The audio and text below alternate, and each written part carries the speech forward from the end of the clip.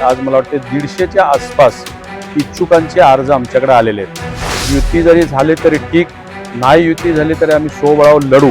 की विरोधकांच्याकडे म्हणजे खास करून उभाटाकडे उमेदवार नाहीत, पण आमच्याकडे इच्छुकांचे आज 150 अर्ज प्राप्त झालेले आहेत।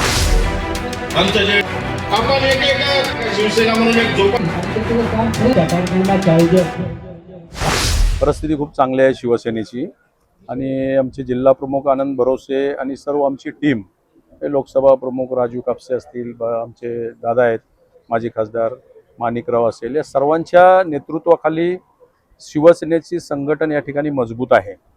मी आज या ठिकाणी काल रात्री आलो काल रात्रीपासून मी थोडी माहिती घेतली। आज आम्ही या ठिकाणी मेळावा घेतला।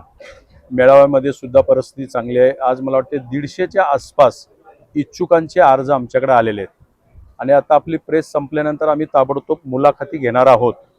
आणि सर्वांचं म्हणणं आलंय युती जरी झाली तरी ठीक, नाही युती झाली तरी आम्ही सोबळावर लढू। पण आता परिस्थिती अशी आहे की वरूनच आम्हाला आदेश आहे आदरणीय साहेबांचा, आम्हाला सर्वांना आदेश आहे की युतीच्या बाबतीत तुम्ही एक साधक बाधक एक चांगली चर्चा घडली पाहिजे आणि युती झाली पाहिजे। त्यामुळे आम्ही युतीचा हा पहिला प्रस्ताव भाजप आणि भारतीय जनता पक्षाने आम्ही आता आमची चर्चा चालू आहे। थोड्या वेळाने आम्ही मीटिंग पण घेणार आहोत, दोघांची आमच्या बैठक पण होईल। पण शिवसेनेला वातावरण पोषक आहे। मला या ठिकाणी प्रामुख्याने असं आढळलं की विरोधकांच्याकडे म्हणजे खास करून उभाटाकडे उमेदवार नाहीत, पण आमच्याकडे इच्छुकांचे आज 150 अर्ज प्राप्त झालेले आहेत। अजून लोक अर्ज घेऊन येत आहेत आणि मुलाखती देत आहेत।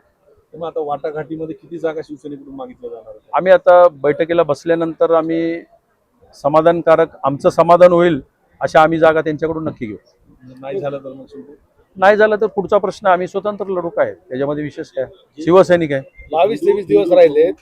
हा 23 दिवस राहिलेत केवळ, मात्र युती केवळ कागदावर किंवा शाब्दिकच दिसते। नाही, आज काय वाटाघाटी नाही। आज आणि उद्या या 2 दिवसामध्ये 100% होईल।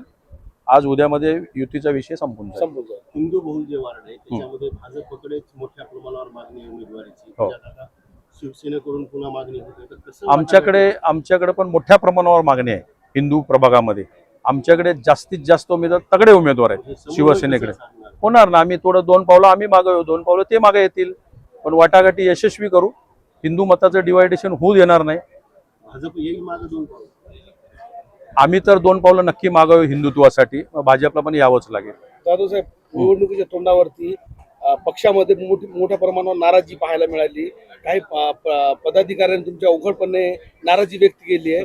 काय सांगाल, निवडणुकीच्या तोंडावर कितपत परवडणार आहे शिवसेनेला? हे बघा, त्याचा मी उल्लेख आता माझ्या भाषणामध्ये केला, तुम्ही होता की नाही मला माहिती नाही, पण आज स्टेजवरचं जे चित्र आहे ते नाराज महाराज सगळे एकत्र होते आणि माझी सवय ती आहे संपर्क प्रमुख म्हणून कुणालाही नाराज न होऊ देता मी सर्वांना एकत्र करून काम करून पक्ष मोठा होईल असं बघणार आहे।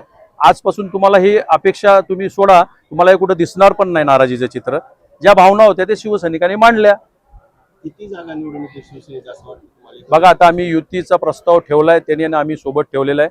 बघू आता आम्ही आमची ताकद लावू, पण जास्तीत जास्त जागा शिवसेनेच्या इथे निवडून येतील हे आम्ही प्रयत्न करू।